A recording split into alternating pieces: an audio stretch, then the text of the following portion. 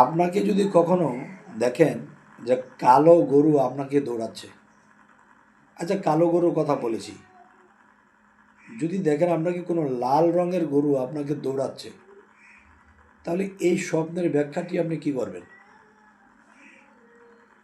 এই স্বপ্নের ব্যাখ্যাটি হবে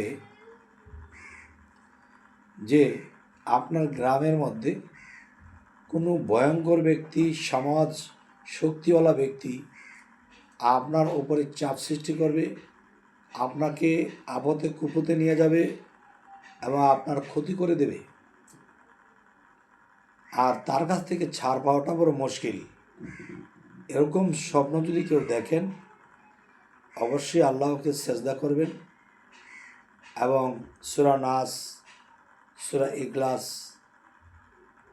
এরপরে দেখা গেছে সূরা ফালাক, সূরা ফাতিহা, এগুলো বলে আপনার নিজের বুকে ফু দিয়ে আপনি আপনার কাজে থাকবেন, ডাইনে বায়ে তেমন একটা সময় দেবেন না।